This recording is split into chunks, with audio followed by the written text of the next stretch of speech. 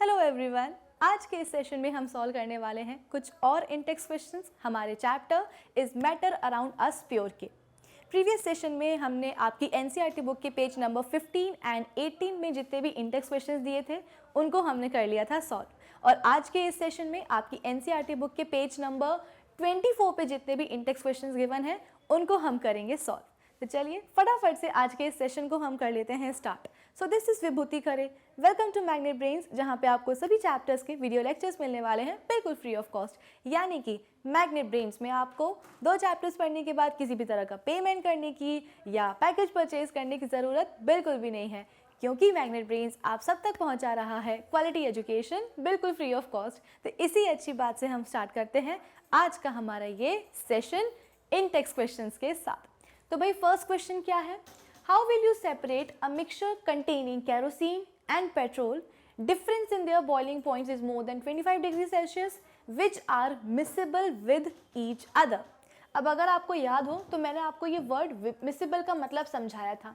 Miscible का मतलब क्या होता है कि आपस में बहुत ही अच्छी तरीके से मिक्स हो जाना, कंबाइन हो जाना, मतलब कि इतने अच्छी तरीके से कोई कॉम्बिनेशन होता है, कोई मिक्सिंग होती है कि एग्जैक्टली हमें पता ही नहीं चलता है कि कौन कौन से कंपोनेंट्स आपस में मिक्स हुए हैं। जैसे कि मैंने आपको पहले भी एग्जांपल दिया था कि मेरे पास से क्या 2 मिसेबल लिक्विड्स, यानी कि एक था मेरे पास नेल पेंट रिमूवर और एक था मेरे पास पानी। गलती से मैंने क्या किया था कि नेल पेंट रिमूवर में डाल दिया थोड़ा सा पानी। अब जो मेरे पास मिक्सचर आया है उसमें से देख के समझ में ही नहीं आ रहा था कि नेल पेंट रिमूवर में पानी डला भी है। यहाँ पे मैंने क्या ऑब्जर्व किया कि नेल पेंट रिमूवर और पानी आपस में बहुत ही अच्छी तरीके से कंबाइन हो गए हैं, मिक्स हो गए हैं, इतने अच्छी तरीके से कंबाइन हो गए हैं, मिक्स हो गए हैं कि मिक्सचर को देख के समझ में ही नहीं आ रहा है कि पानी कहाँ है और नेल पेंट रिमूवर कहाँ है। पानी भी हम बोलते हैं कि एकदम क्लियर होता है, ट्रांसपेरेंट होता है। नेल पेंट रिमूवर जिसको हम एसीटोन कहते हैं वो भी बिल्कुल क्लियर होता है, ट्रांसपेरेंट होता है। फ़र्क कहाँ होता है, तो बस इसमें कि जो नेल पेंट रिमूवर है जिसको हम एसीटोन कहते हैं उसकी एक पिक्यूलियर स्मेल होती है ना, फ्रूटी स्मेल होती है। और वही अगर हम बात करें पानी की तो पानी की एज सच कोई स्मेल होती ही नहीं है, वो ओडरलेस होता है। तो जब हम पानी और नेल पेंट रिमूवर या एसीटोन को मिला देते हैं तो जो मिक्सचर हमारे पास बनता है वो उस मिक्सचर में से हम बता ही नहीं पाते हैं कि एसीटोन कहाँ है और पानी कहाँ है। तो जाहिर है इस मिक्सचर में से अगर मुझे वापस से अपना एसीटोन ऑब्टेन करना है तो मेरे लिए होने वाला है ये एक बहुत ही डिफ़िकल्ट टास्क। ये एग्जाम्पल हमने ऑलरेडी डिस्कस किया था, अगर आपको याद हो, जिसे हम सिंपल डिस्टिलेशन कहते हैं उस टॉपिक में, उस सेशन में। होता क्या है सिंपल डिस्टिलेशन में, जैसे कि मैंने बोला कि भाई हमारे पास जो है एसीटोन और पानी का मिक्सचर है। अब इस मिक्सचर में से मुझे पानी और एसीटोन को एक दूसरे से सेपरेट करना है, तो हम कैसे करेंगे। तो मैंने आपको बताया था कि भाई मेरे दिमाग में आया एक आइडिया कि क्यों ना हम इन दोनों ही कंपोनेंट्स को, मिक्सचर के कंपोनेंट्स को, यानी कि एसीटोन और पानी को उनके बॉइलिंग पॉइंट्स के बेसिस पे क्या कर दें, सेपरेट कर दें। भाई मुझे पता है कि हर एक लिक्विड का क्या होता है, एक बॉइलिंग पॉइंट होता है, यानी कि एक ऐसा टेम्परेचर जहाँ पे आकर के लिक्विड बॉयल होने लगता है और अपनी वेपर्स में कन्वर्ट होने लगता है। तो मैंने सोचा कि भाई एसीटोन भी तो एक लिक्विड है, पानी भी तो एक लिक्विड है, तो इन दोनों का भी क्या होगा, डेफिनेटली अपना अपना एक बॉइलिंग पॉइंट होगा। और इस बॉइलिंग पॉइंट के बेसिस पे मैं क्या कर सकती हूँ, दोनों को सेपरेट कर सकती हूँ। तो मैंने किया क्या, जो मेरे पास मिक्सचर आया था एसीटोन और पानी का, उसको मैंने ले लिया कहाँ, एक अपने डिस्टिलेशन फ्लास्क में। डिस्टिलेशन फ्लास्क के नीचे रख दिया क्या, मैंने एक बर्नर। ठीक है, डिस्टिलेशन फ्लास्क का जो हम बोल सकते हैं कि माउथ है, जो ओपनिंग है डिस्टिलेशन फ्लास्क की, उसको अच्छी तरीके से सील कर दिया गया कॉर्क से। क्यों सील किया गया, क्योंकि हम यहाँ पे कर क्या रहे हैं, हम मिक्सचर के कंपोनेंट्स को उनके बॉइलिंग पॉइंट्स तक लेकर के आ रहे हैं। यानी कि ये बात तो तय है कि मिक्सचर के जो लिक्विड कंपोनेंट्स हैं उनकी वेपर्स बनेंगी, है ना। जैसे कि मैंने आपको बताया कि बॉइलिंग पॉइंट होता क्या है, ये एक ऐसा टेम्परेचर होता है किसी भी लिक्विड का कि जिस टेम्परेचर पे आकर के वो लिक्विड बॉयल होने लगे, उसकी वेपर्स बनने लगे। तो अगर मैं बोल रही हूँ कि मेरे पास जो मिक्सचर है एसीटोन और पानी का, मैं उस मिक्सचर को उसके जो रिस्पेक्टिव कंपोनेंट्स हैं उसके बॉइलिंग पॉइंट्स तक मैं लेकर के जाऊंगी, तो डेफिनेटली मुझे यहाँ पे नेल पेंट रिमूवर, एसीटोन और पानी की क्या मिलने वाली हैं, वेपर्स मिलने वाली हैं। तो अगर मैंने अपने इस डिस्टिलेशन फ्लास्क का जो माउथ है वो बंद नहीं किया तो वेपर्स क्या होने वाली हैं, उड़ जाने वाली हैं। लेकिन हमें उड़ाना तो नहीं है, हमें क्या करना है, हमें सिर्फ मिक्सचर से एसीटोन और पानी को अलग अलग करना है। तो हम वेपर्स तो बनाएंगे लेकिन उनको अपने एटमॉस्फेयर में, अपने एयर में उड़ाना नहीं चाहते हैं। तो इसीलिए हम क्या करेंगे, डिस्टिलेशन फ्लास्क का जो माउथ है उसको अच्छी तरीके से सील कर देंगे। कैसे सील करेंगे, तो कॉर्क से सील कर देंगे। फिर इसके बाद में आप यहाँ देख रहे होंगे कि डिस्टिलेशन फ्लास्क जो है वो नीचे की तरफ, यानी कि अपने माउथ से नीचे के पोर्शन से एक पतली सी ग्लास की ट्यूब के साथ कनेक्टेड है। यानी कि ये पूरा डिस्टिलेशन फ्लास्क, माउथ तो हमने कवर कर ही दिया है कॉर्क से, और माउथ के नीचे वाले पोर्शन से आपको दिख रहा होगा कि हमारा जो डिस्टिलेशन फ्लास्क है वो एक पतली सी ग्लास ट्यूब के साथ कनेक्टेड है। ठीक है, फिर इस पतली सी ग्लास ट्यूब के अराउंड भी आपको एक यूनिट दिखाई दे रही होगी। इस यूनिट को हम क्या कहते हैं, इसे हम कहते हैं वाटर कंडेंसर। अब जैसा इसका नाम है वैसा ही इसका काम है। सबसे पहला वर्ड क्या है इसके नाम में, वाटर है, यानी कि डेफिनेटली ये जो आपको यूनिट दिखाई दे रही है पतली सी ग्लास ट्यूब के अराउंड, इसमें क्या प्रेजेंट होगा, वाटर प्रेजेंट होगा। फिर इसके बाद में सेकंड वर्ड आपको दिखाई दे रहा है यहाँ पे क्या, कंडेंसर। तो कंडेंसर का काम क्या होता है भाई, वेपर्स का टेम्परेचर कम करना, और जैसे ही वेपर्स का टेम्परेचर कम होता है वो कंडेंस हो जाती हैं और वो कंडेंस होकर के लिक्विड स्टेट में आ जाती हैं। तो एग्जैक्टली वाटर कंडेंसर का काम क्या होगा, वाटर कंडेंसर हम बोलते हैं कि वेपर्स को कंडेंस करेगा, उसका टेम्परेचर कम करेगा और उन वेपर्स को रिस्पेक्टिव लिक्विड्स में कन्वर्ट कर देगा। ठीक है, तो होता क्या है, डिस्टिलेशन फ्लास्क में हमने क्या रखा है, अपना मिक्सचर रखा है नेल पॉलिश रिमूवर का और पानी का। फिर इसके बाद में हमने हीटिंग स्टार्ट करी है। ठीक है, हीटिंग हमने जैसे ही स्टार्ट करी तो सपोज अभी हमारा जो मिक्सचर था उसका टेम्परेचर कितना था, सपोज 10 डिग्री सेल्सियस था। अब इस मिक्सचर में हम बोलते हैं कि पानी भी है और एसीटोन भी है, यानी कि नेल पॉलिश रिमूवर भी है। तो पानी का बॉइलिंग पॉइंट तो हम सबको पता है कितना होता है भाई, 100 डिग्री सेल्सियस होता है। जो दूसरा कंपोनेंट प्रेजेंट है, जो दूसरा लिक्विड प्रेजेंट है, दैट इज एसीटोन, उसका बॉइलिंग पॉइंट कितना होता है भाई, 56 डिग्री सेल्सियस होता है। तो जैसे ही आपने हीटिंग स्टार्ट करी, इनिशियली हमने ये मान के चल रहे हैं कि हमारे मिक्सचर का जो टेम्परेचर है वो कितना था, 10 डिग्री सेल्सियस था। तो जैसे ही हम हीटिंग स्टार्ट करेंगे धीरे धीरे धीरे हमारे मिक्सचर का जो टेम्परेचर है वो इंक्रीज होने लगेगा। 10 से होगा 11, 11 से होगा 12, 13, 14, 15, 16, 17, इंक्रीज होता जाएगा और अल्टीमेटली किस टेम्परेचर तक पहुंचेगा, 56 डिग्री सेल्सियस टेम्परेचर तक पहुंचेगा। अब ज़रा ये बताओ कि ये जो हमें टेम्परेचर की ज्ञान हो रहा है कि इनिशियली हमारे मिक्सचर का टेम्परेचर 10 डिग्री सेल्सियस था, फिर जैसे ही हमने हीटिंग स्टार्ट करी धीरे धीरे इंक्रीज होने लगा, ये हमें कहाँ से पता चल रहा है, तो ये हमें पता चलेगा थर्मामीटर से। अब आप बोलोगे कि मैम हमने थर्मामीटर तो लगाया नहीं था, कोई बात नहीं, अभी लगा देते हैं। तो यहाँ पे जो हमने डिस्टिलेशन फ्लास्क लिया था उसका जो हमने माउथ सील किया था ना कॉर्क में, तो उस कॉर्क में हम क्या करेंगे, एक होल भी कर देंगे। ठीक है, ऐसा नहीं है कि जो माउथ में जो कॉर्क लगी हुई थी उसको हटा देंगे, हटाना नहीं है, उसको वैसा का वैसा रहने देना है। उसमें हम क्या कर देंगे, एक होल कर देंगे। इस होल के थ्रू क्या होगा, थर्मामीटर अंदर जाएगा। ठीक है, तो और ये थर्मामीटर अंदर जाकर के क्या करेगा, अंदर मतलब कि डिस्टिलेशन फ्लास्क में जाकर के क्या करेगा, टेम्परेचर को ट्रैक करेगा, है ना। थर्मामीटर का काम क्या होता है, टेम्परेचर को ट्रैक करना। तो एग्जैक्टली यही होगा, हीटिंग हम स्टार्ट करेंगे और मिक्सचर का जो टेम्परेचर है वो इंक्रीज होता जाएगा। फिर इसके बाद में हमने देखा कि एक पर्टिकुलर टेम्परेचर पे आकर के कुछ वेपर्स बनती हुई दिखाई दी। हमने फट से जाकर के थर्मामीटर को चेक किया, थर्मामीटर ने बोला कि भाई 56 डिग्री सेल्सियस टेम्परेचर हो रहा है। तो जैसे ही 56 डिग्री सेल्सियस टेम्परेचर हमने सुना, तुरंत हमारे दिमाग में ये बात क्लिक हुई कि भाई जो हमारे पास एसीटोन था, जो नेल पॉलिश रिमूवर था, उसका बॉइलिंग पॉइंट आ चुका है। तो डेफिनेटली हमारे मिक्सचर के अंदर, जो डिस्टिलेशन फ्लास्क के अंदर जो वेपर्स बन रही होंगी वो किसकी होंगी, वो होंगी नेल पॉलिश रिमूवर की, यानी कि एसीटोन की। फिर इसके बाद में ये जो वेपर्स होंगी ये कहाँ जाएंगी, हमारा जो डिस्टिलेशन फ्लास्क है वो एक जो पतली सी ग्लास ट्यूब से कनेक्टेड था ना, वो उस पतली सी ग्लास ट्यूब के अंदर जाएंगी। किसकी वेपर्स, एसीटोन की वेपर्स। ठीक है, अब इस पतली सी ग्लास ट्यूब के अंदर जैसे जैसे एसीटोन की वेपर्स आगे बढ़ेंगी, इस ग्लास ट्यूब के अराउंड क्या है, वाटर कंडेंसर है। इस वाटर कंडेंसर में हम बोलते हैं कि जो पानी होगा ना वो क्या करेगा, इन वेपर्स की हीट एनर्जी को अब्जॉर्ब करेगा। बेसिकली जो हमारा वाटर कंडेंसर है इसमें जो पानी होता है वो काफ़ी ठंडा होता है।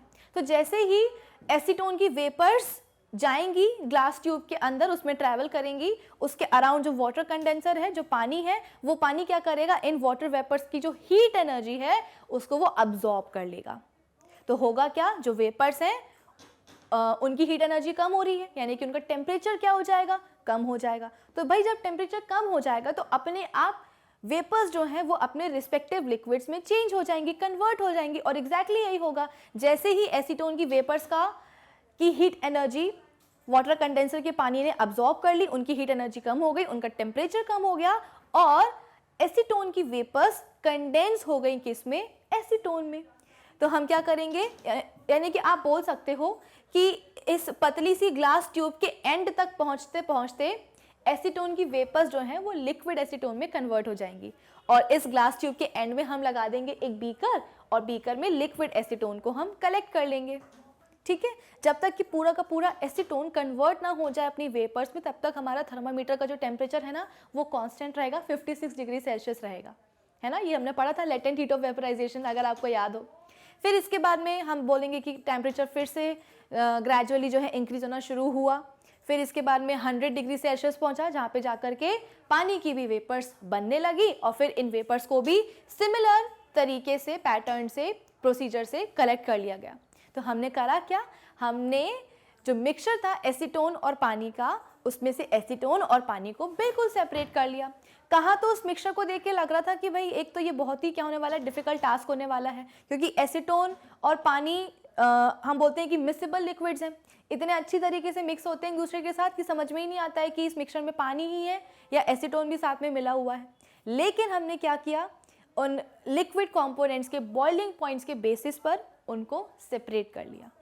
ठीक है, और हमेशा ध्यान रखना ये जो हमने सिंपल डिस्टिलेशन मेथड लगाया है ये किस मिक्सचर पे एप्लीकेबल है, ये वो मिक्सचर के ऊपर एप्लीकेबल है जिसको बनाने वाले जो लिक्विड कंपोनेंट्स हैं उनके बीच में बॉइलिंग पॉइंट्स का डिफरेंस कितना है, मोर देन 25 डिग्री सेल्सियस।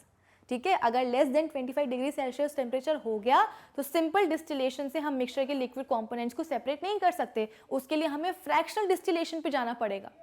ठीक है, चलो अब सवाल हमसे ये पूछा गया था कि केरोसिन और हमारे पास क्या था, पेट्रोल था, जिसके बीच का, यानी कि देखो पेट्रोल और केरोसिन ऑयल दोनों ही कैसे हैं, लिक्विड्स हैं, है ना।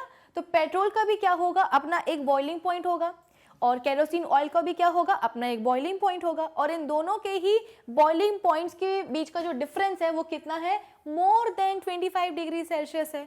फिर तो टेंशन की क्या बात है भाई। देखो पेट्रोल और केरोसिन ऑयल जब मिक्स होते हैं तो वो मिलके बेसिकली दोनों कैसे होते हैं, मिक्सेबल लिक्विड्स होते हैं, यानी कि वो जो मिक्सचर बनाएंगे उसमें हमें पता नहीं चलेगा कि पेट्रोल कहाँ है और केरोसिन ऑयल कहाँ है। तो जब देखने से समझ में ही नहीं आ रहा है तो फिर हम सेपरेट कैसे कर सकते हैं, है ना। तो ये दोनों मिक्सेबल लिक्विड्स जो हैं इनके बॉइलिंग पॉइंट्स के बीच का जो डिफरेंस है वो कितना होता है, मोर देन 25 डिग्री सेल्सियस है। तो अगर जैसे ही हमको क्वेश्चन में बता दिया गया है कि 25 डिग्री सेल्सियस से ज़्यादा है बॉइलिंग पॉइंट्स का डिफरेंस, तो कोई टेंशन की बात ही नहीं है, हम तुरंत क्या लगा देंगे, सिंपल डिस्टिलेशन की टेक्निक लगा देंगे। हमारे पास जो मिक्सचर आया है केरोसिन ऑयल और पेट्रोल का, उसको हम रख देंगे कहाँ, अपने इस एपरेटस के डिस्टिलेशन फ्लास्क में। ठीक है, फिर इसके बाद में नीचे से अगेन हम क्या करेंगे, हीटिंग करना शुरू कर देंगे। अब मैं आपको बता देती हूँ पेट्रोल का, ठीक है, पेट्रोल का जो बॉइलिंग पॉइंट है वो कितना होता है, 95 डिग्री सेल्सियस, और जो हमारे पास केरोसिन ऑयल है उसका अप्रॉक्सीमेटली हम बोलते हैं कि 150 टू 180 डिग्री सेल्सियस होता है। एग्जैक्टली आपको वैल्यूज़ याद रखने की ज़रूरत नहीं, अगर हो जाती तो बहुत अच्छी बात है, वरना आप बस इतना अपने आंसर शीट में लिख सकते हो, आंसर में लिख सकते हो कि पेट्रोल का जो बॉइलिंग पॉइंट होता है वो केरोसिन ऑयल से कम होता है। इसका मतलब क्या है कि पेट्रोल कम टेम्परेचर पे ही अपने वेपर्स में कन्वर्ट हो जाएगा as compared to kerosene oil. ठीक है, तो पेट्रोल का होता है कितना, फिर भी मैं आपको बता देती हूँ, 95 डिग्री सेल्सियस होता है बॉइलिंग पॉइंट, और केरोसिन ऑयल का कितना होता है, 150 से लेकर के 180 डिग्री के सेल्सियस के बीच में होता है। ठीक है, तो हमारे पास जो मिक्सचर था पेट्रोल और केरोसिन ऑयल का, उसको हमने डिस्टिलेशन फ्लास्क में डाला और उसको हीट करना शुरू किया।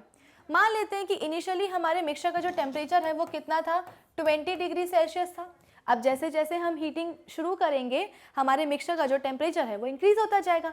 कैसे इंक्रीज होगा भाई, कैसे हमें पता चलेगा कि टेम्परेचर इंक्रीज हो रहा है? तो हम यूज़ करेंगे अपने थर्मामीटर को। थर्मामीटर क्या करेगा, डिस्टिलेशन फ्लास्क के अंदर जो भी टेम्परेचर चल रहा है ना उसको ट्रैक करेगा। तो हमको थर्मामीटर ने बताया कि भाई इनिशियल हमारे मिक्सचर का टेम्परेचर कितना था, 20 डिग्री सेल्सियस था। फिर धीरे धीरे जैसे ही आपने हीटिंग स्टार्ट करी टेम्परेचर जो है इंक्रीज होता गया। अल्टीमेटली किस टेम्परेचर पे पहुंचा, 95 डिग्री सेल्सियस टेम्परेचर पे पहुंचा। इतने टेम्परेचर पे पहुंचने के बाद हुआ क्या, हमें अपने डिस्टिलेशन फ्लास्क में कुछ वेपर्स निकलती हुई दिखाई दी। तो हमने ये मान लिया कि भाई हमारे पेट्रोल का बॉइलिंग पॉइंट जो है 95 डिग्री सेल्सियस होता है और हमारा जो मिक्सचर है उसका टेम्परेचर भी कितना हो गया है, 95 डिग्री सेल्सियस हो गया है। तो डेफिनेटली हमारे डिस्टिलेशन फ्लास्क में जो वेपर्स बन रही हैं वो किसकी होंगी, पेट्रोल की होंगी।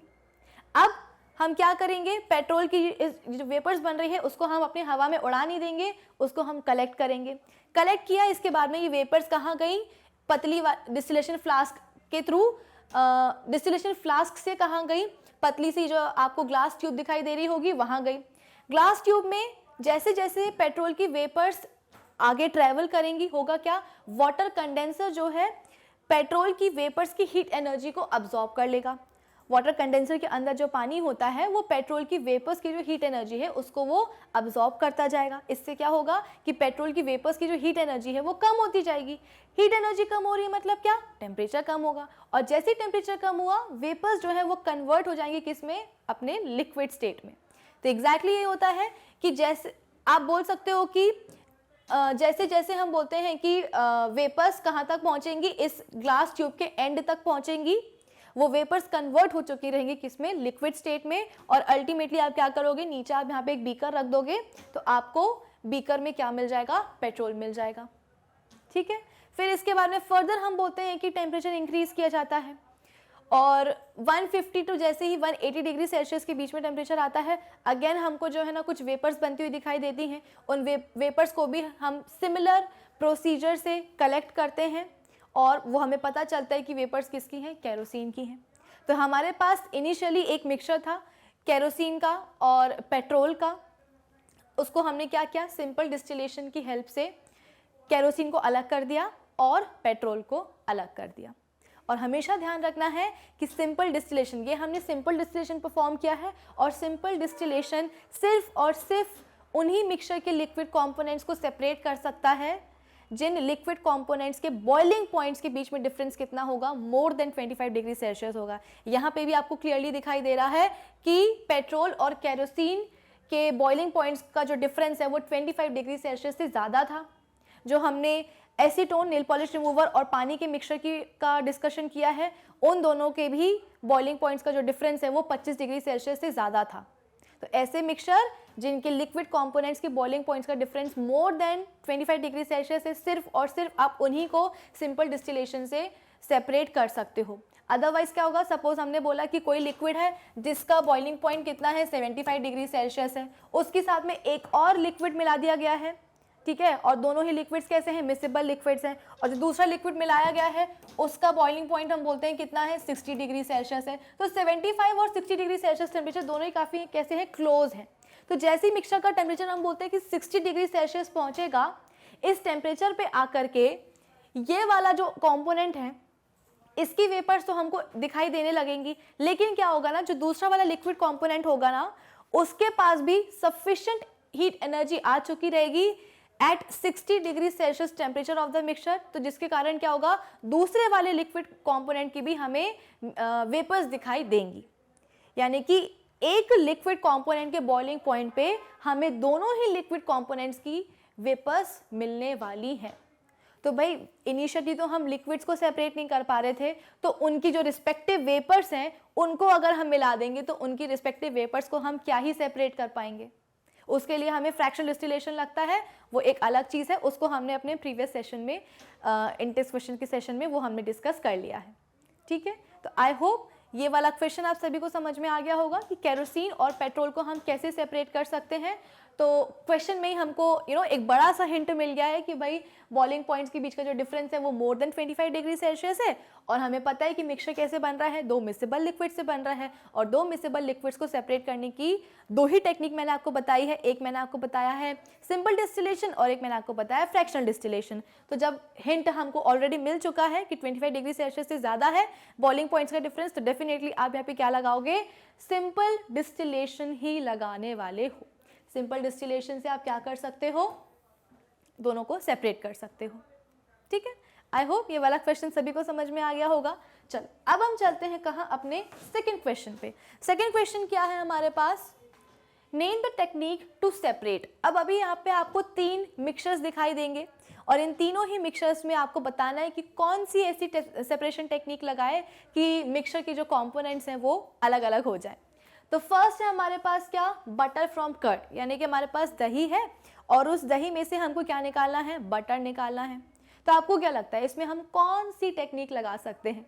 भाई मेरे हिसाब से तो हम यहाँ पे सेंट्रीफ्यूगेशन मेथड या सेपरेशन टेक्निक इस्तेमाल कर सकते हैं।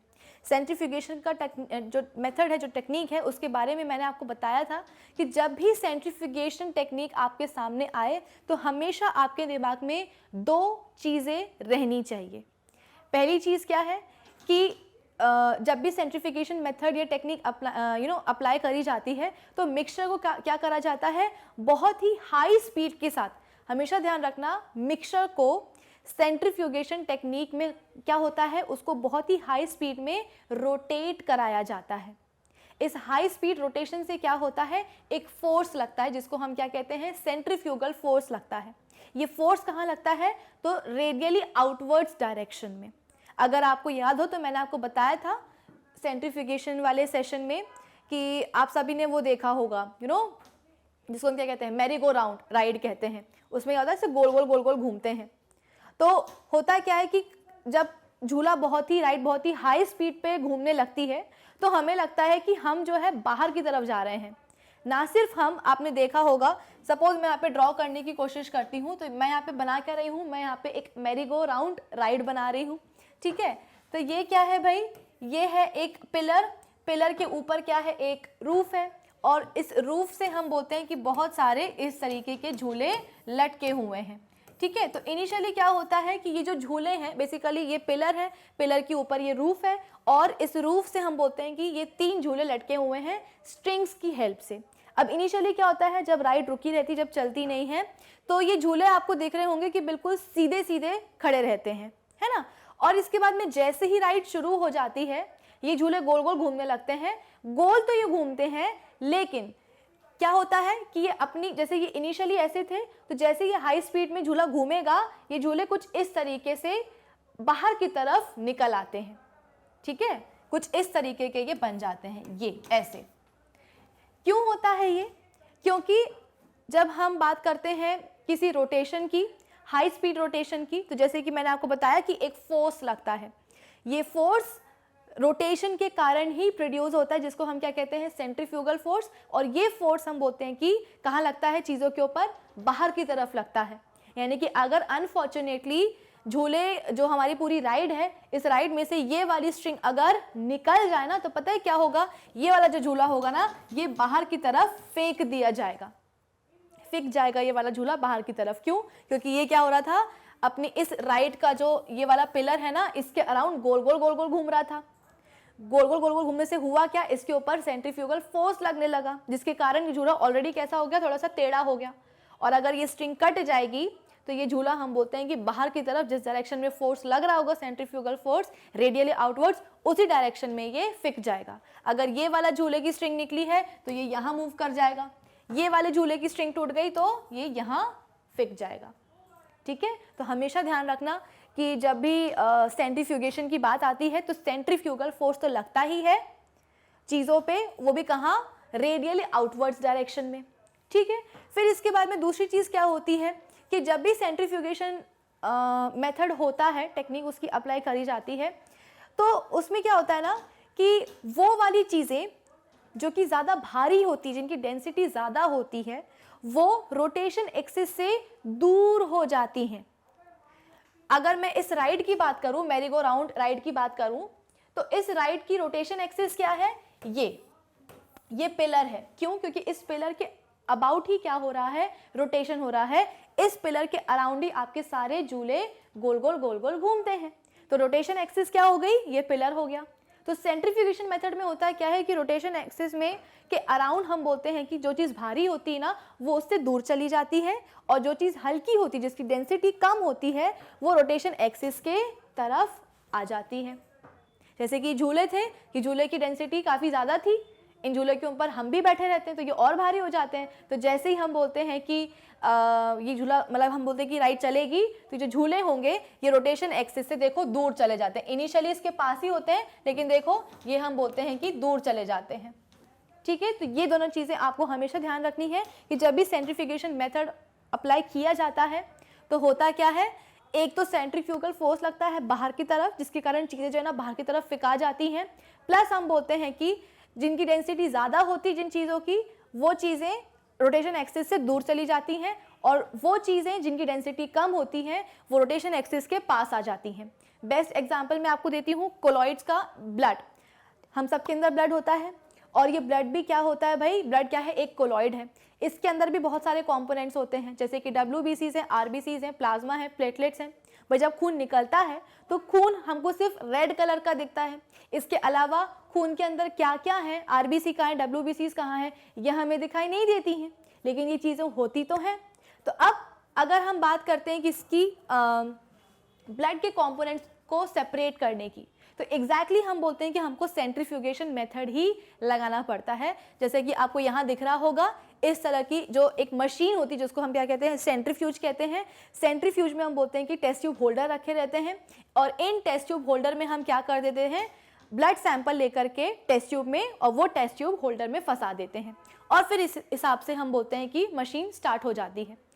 हाई स्पीड रोटेशन होता है, ये नहीं कि धीरे धीरे चीज़ें घूम रही हैं, बहुत ही हाई स्पीड रोटेशन होता है। फिर इसके बाद में आफ्टर सम टाइम इस मशीन को रोक दिया जाता है और इसके बाद में मिक्सचर को देखा जाता है। तो जब हम अपनी टेस्ट ट्यूब को देखेंगे ना तो उसमें हमको ब्लड के कंपोनेंट्स सेपरेटेड मिलेंगे। सबसे नीचे आपको क्या मिलेगा भाई, सबसे नीचे आपको मिलने वाली हैं RBCs, फिर इसके ऊपर आपको मिलेंगी WBCs, फिर इसके ऊपर आपको मिलेंगी प्लेटलेट्स। ठीक है, ऐसा क्यों हुआ, ऐसा इसलिए हुआ क्योंकि ये तीनों ही कंपोनेंट्स अपनी अपनी डेंसिटी के अकॉर्डिंगली अरेंज हो गए। जो RBCs हैं वो सबसे ज़्यादा भारी होती हैं। अगर मैं बात करूं टेस्ट ट्यूब की तो टेस्ट ट्यूब हमें कुछ इस तरह की मिलेगी। आफ्टर सेंट्रीफ्यूगेशन टेस्ट ट्यूब हमें कुछ इस तरह की मिलेगी। सबसे नीचे होगी क्या, RBCs, ठीक है, फिर इसके ऊपर क्या होंगी यहाँ पे WBCs और फिर सबसे ऊपर होंगी क्या, हमारे प्लेटलेट्स। ऐसा क्यों हुआ, यही वाला सीक्वेंस हमें क्यों दिखाई दिया, क्योंकि RBC सबसे भारी होती हैं तो वो अपनी डेंसिटी के हिसाब से सबसे नीचे जाकर के सेटल हो जाएंगी। उससे कम भारी होती हैं WBCs और WBC से भी कम भारी होते हैं कौन, प्लेटलेट्स। तो जैसे कि मैंने आपको बताया था कि सेंट्रीफ्यूगेशन मेथड में होता क्या है कि चीज़ें जो हैं, कंपोनेंट्स जो हैं वो अपनी जो भारी कंपोनेंट्स होते हैं वो रोटेशन एक्सिस से दूर चले जाते हैं। इसीलिए देखो RBCs रोटेशन एक्सिस से बिल्कुल दूर चली गई। ठीक है, फिर इसके बाद में उससे कम भारी कौन थी, WBC। तो ये कम भारी WBC रोटेशन एक्सिस के थोड़े से पास आ गई और प्लेटलेट्स हम बोलते हैं कि काफ़ी हल्की होती हैं जिसके कारण ये प्लेटलेट्स आप बोल सकते हो कि रोटेशन एक्सिस के सबसे पास आ गई क्योंकि ये सबसे हल्की, सबसे मतलब इनकी डेंसिटी सबसे कम है। ठीक है, तो आपको आई होप ये वाली चीज़ समझ में आई हो और इस चीज़ का बहुत ही ज़्यादा आप बोल सकते हो कि ये चीज़ सिग्निफिकेंट है क्योंकि क्या होता है ना कि कई बार आपने सुना होगा कि जब कभी किसी को ब्लड चढ़ाना पड़ता है तो पहले के ज़माने में क्या होता था ना कि पूरा का पूरा ब्लड ही चढ़ा दिया जाता था, लेकिन अब जब इतनी एडवांसमेंट हो चुकी है टेक्नोलॉजीज़ में तो अब हमें पता है कि भाई पेशेंट के ब्लड में कौन सा कंपोनेंट कम हुआ है। कभी कभी प्लेटलेट्स कम हो जाती हैं, कभी WBCs कम हो जाती हैं, कभी RBCs कम हो जाती हैं। तो जो चीज़ कम हुई है ना वही कंपोनेंट जो है चढ़ाया जाता है, ये नहीं कि पूरा का पूरा अब ब्लड ही चढ़ाने लगे हैं। तो मुझे लगता है कि ब्लड के कंपोनेंट्स के सेपरेशन से आपको सेंट्रीफ्यूगेशन टेक्निक फिर से याद हो गई होगी। ठीक है, तो अब ये जो हमारे लिए सवाल है कि हम कैसे कर्ड से, दही से बटर को एक्सट्रैक्ट कर सकते हैं, तो ये आपको मुझे लगता है कि अच्छी तरीके से समझ में आ गया होगा कि हम सेंट्रीफ्यूगेशन मेथड से सेपरेट कर सकते हैं। ठीक है, पहले के ज़माने में तो ऐसा नहीं कि सेंट्रीफ्यूगेशन मेथड जो है ना कि बिल्कुल नई टेक्निक है, नया चीज़ है। ये ट्रेडिशनली आप बोल सकते हो कि कन्वेंशनली हम सबके घरों में ये पहले से यूज़ होता हुआ आ रहा है। आपने देखा होगा हमारी जो ग्रैंड मदर्स होती थी वो क्या करती थी, दही को मथती थी, ठीक है, तो उससे मक्खन जो है ऊपर आ जाता था, नीचे वे रह जाता था। क्यों होता है? क्योंकि हम बोलते हैं कि बटर की जो डेंसिटी होती है वो कम होती है, तो वो ऊपर की तरफ उठ जाता है और नीचे जो है भारी चीज़ें जिसको हम वे कहते हैं, जिसको हम क्या कहते हैं, वे, जिसकी डेंसिटी हम बोलते हैं कि ज़्यादा होती है, तो ये जो भी हमारा कंटेनर जो है, जो भी हमारा वेसल है, उसमें ऊपर नहीं उठेगा, ये नीचे के नीचे ही रह जाएगा। ऊपर वो चीज़ें उठेंगी जिनकी डेंसिटी कम है, जैसे कि बटर, ठीक है। तो मुझे लगता है कि सेंट्रीफ्यूगेशन मेथड पूरा रिवाइज हो गया है और हम कैसे कर्ड से बटर ऑब्टेन कर सकते हैं वो भी हमें समझ में आ गया। अब हम जाते हैं सेकेंड ऑप्शन पे। सेकेंड ऑप्शन क्या है? Salt from sea water. अब हम सबको पता है कि भाई जो सी वाटर होता है उसमें नमक प्रेजेंट होता है और यही नमक हम डेली बेसिस पे खाते हैं कॉमन सॉल्ट के फॉर्म में, है ना, टेबल सॉल्ट के फॉर्म में। तो होता क्या है कि कैसे सी वाटर से नमक को एक्सट्रैक्ट किया जाता है, तो जो सी शोर होता है वहाँ पे इस तरीके के नैरो बेड्स बना दिए जाते हैं, ठीक है। जब हाई टाइड आती है तो इन नैरो बेड्स में सी वाटर भर जाता है और फिर इसके बाद में क्या होगा, क्योंकि सी शोर पे हम बोलते हैं कि ऊपर सनलाइट है, तो सी शोर पे हम बोलते हैं कि नैरो बेड्स में जो पानी भरा हुआ है, सी वाटर भरा हुआ है, ये धीरे धीरे क्या होने लगता है, इवेपोरेट होने लगता है, यानी कि पानी कम होने लगता है। अब पानी में हम बोलते हैं कि सॉल्ट प्रेजेंट है ना, पानी में क्या प्रेजेंट है भाई, सॉल्ट प्रेजेंट है। अब ये जो सॉल्ट है, ये जो नमक है, ये तो इवेपोरेट होगा नहीं भाई, पानी अपनी वेपर्स में कन्वर्ट हो सकता है, नमक थोड़ी हो सकता है अपनी वेपर स्टेट में कन्वर्ट। तो इसीलिए क्या होता है कि इवेपोरेशन की प्रोसेस होती है, सनलाइट के कारण हम बोलते हैं कि पानी धीरे धीरे वेपर्स में कन्वर्ट होने लगता है और जब पूरा पानी चला जाएगा तो नीचे सॉल्ट दिखाई देता है, वाइट कलर का सॉल्ट जम जाता है इन नैरो बेड्स में। और फिर देखो इस तरीके से ये जो सॉल्ट है इसको हम निकाल लेते हैं, एक्सट्रैक्ट कर लेते हैं। फिर फर्दर हम बोलते हैं कि प्यूरिफिकेशन की प्रोसेस वगैरह होती है जिससे कि हमें सॉल्ट क्रिस्टल्स मिलते हैं। उन्हीं सॉल्ट क्रिस्टल्स को डिफरेंट पैकेजिंग में हम बोलते हैं कि पैक कर दिया जाता है और हमारे घरों तक वो आ जाते हैं, ठीक है। तो मुझे लगता है कि ये प्रोसेस आपको समझ में आई होगी। इस प्रोसेस को हम बोलते क्या है भाई, इवेपोरेशन की प्रोसेस बोलते हैं। इवेपोरेशन की प्रोसेस को हम बोलते हैं कि बेसिकली जो होमोजेनस मिक्सचर होते हैं, होमोजेनस मिक्सचर के कंपोनेंट्स को सेपरेट करने के लिए यूज़ किया जाता है। जैसे कि पानी है, पानी में नमक डाल दो, पानी में शक्कर डाल दो, तो आपको पता ही नहीं चलेगा कि पानी में नमक कहाँ है या शक्कर कहाँ है। क्यों? क्योंकि नमक और शक्कर पानी में इतने अच्छी तरीके से डिज़ोल्व हो जाते हैं कि वो डिज़ोल्व होकर के एक होमोजेनस मिक्सचर बना लेते हैं। मिक्सचर में कोई भी सेपरेशन बाउंड्री दिखाई नहीं देती कि जहाँ आप बोल दो कि बाउंड्री के इस तरफ नमक है या शक्कर है और बाउंड्री के उस तरफ पानी है, ठीक है। तो होमोजेनस मिक्सचर में हम बोलते हैं कि सॉल्यूट और सॉल्वेंट को अलग अलग करने के लिए इवेपोरेशन की टेक्निक बेस्ट होती है, क्योंकि हम सबको पता है कि सी वाटर में हम बोलते हैं कि पानी है और नमक है। ये नमक तो हम बोलते हैं कि अपनी वेपर स्टेट में कन्वर्ट हो नहीं सकता है, होगा कौन, पानी कन्वर्ट होगा। तो इसीलिए हम क्या करते हैं, इवेपोरेशन की प्रोसेस करवा देते हैं, जिसके कारण हम बोलते हैं कि पानी पूरा का पूरा उड़ जाएगा, अपनी वेपर्स में कन्वर्ट हो जाएगा और हमारे पास क्या आ जाएगा, सॉल्यूट आ जाएगा, जो कि हमें चाहिए था। हमें नमक चाहिए था, इसलिए हमने पानी को उड़ा दिया। एक और चीज़ है कि जब भी इवेपोरेशन की प्रोसेस होती है ना, तो इवेपोरेशन की प्रोसेस हम उन्हीं होमोजेनस मिक्सचर में लगाते हैं जिनमें कि सॉल्वेंट हमारे लिए इम्पॉर्टेंट नहीं होता है। सॉल्वेंट का हम डिसअपियरेंस अफोर्ड कर सकते हैं। जैसे कि यहाँ पे जो सी वाटर था, इस सी वाटर में से हमको मेन प्रोडक्ट कौन सा चाहिए था, नमक चाहिए था। तो इसीलिए यहाँ पे हमने इवेपोरेशन की प्रोसेस करवाई, क्योंकि यहाँ पे हम बोलते हैं कि सी वाटर अपनी वेपर्स में कन्वर्ट हो रहा है, तो वेपर्स में कन्वर्ट होना सी वाटर का हम अफोर्ड कर सकते हैं। क्यों? क्योंकि यहाँ पे हमारे लिए सी वाटर ज़रूरी नहीं है, हमें तो सी वाटर के अंदर जो डिज़ोल्व्ड सॉल्ट है वो हमारे लिए ज़रूरी है, वो चाहिए है हमें। इसलिए मैंने आपको बोला कि इवेपोरेशन की जो प्रोसेस है बेसिकली उन मिक्सचर्स में लगाई जाती है जिन मिक्सचर्स में सॉल्वेंट जो है ज़रूरी नहीं होता है, उसका वेपर स्टेट में कन्वर्ट होना हम अफोर्ड कर सकते हैं, उसकी डिसअपियरेंस हम अलाउ कर सकते हैं, ठीक है। इवेपोरेशन की प्रोसेस का हमने एक बेस्ट एग्जांपल लिया था। हमने क्या ली थी, एक ब्लैक इंक ली थी, याद है आपको? ब्लैक या ब्लू इंक कुछ भी ले सकते हो। उस ब्लैक या ब्लू इंक को हम क्या करते हैं, एक चाइना डिश में रख देते हैं और फिर इसके बाद में एक इस तरीके का बीकर लेते हैं हम, ठीक है। इस तरह का हम क्या लेते हैं, एक बीकर लेते हैं इस बीकर में हम आधा करीब पानी डाल देते हैं। इस पानी की इस बीकर के ऊपर हम क्या रख देते हैं, चाइना डिश रख देते हैं और इसी चाइना डिश में हमारी क्या होती है, इंक होती है। फिर क्या होता है, बर्नर चालू कर देते हैं। ये बर्नर जो है हीट एनर्जी सप्लाई करता है, पानी जो है गर्म होने लगता है, ठीक है। और इसी पानी की बेसिकली जो हीट एनर्जी होती है, इसको चाइना डिश में रखी हुई जो इंक है उस इंक का सॉल्वेंट जो है अब्जॉर्ब करता जाता है। बेसिकली अगर हम बात करें इंक की, तो इंक में होता क्या है, एक डाई होता है। जैसे कि हम बात कर रहे हैं ब्लैक कलर की इंक की, तो ब्लैक कलर की इंक में होगा क्या, पानी होगा एज अ सॉल्वेंट और ब्लैक डाई होगा एज अ सॉल्यूट, है ना। कभी भी ब्लैक इंक को देखकर आपको समझ में नहीं आएगा कि भाई ब्लैक डाई इसमें है कहाँ, क्योंकि वो क्या होता है, एक होमोजेनस मिक्सचर होता है। जैसे कि नमक के पानी को देख के हमें नहीं समझ में आएगा कि पानी में नमक कहाँ है। सिमिलरली ब्लैक इंक को देखकर हमें समझ में नहीं आएगा कि ब्लैक डाई कहाँ है, हमको एक बस मिक्सचर दिखाई देता है। तो होता क्या है कि ब्लैक इंक में ब्लैक डाई होता है और पानी होता है as a solvent. Black dye हम बोलते हैं कि सॉल्यूट होता है और सॉल्वेंट क्या होता है, पानी होता है।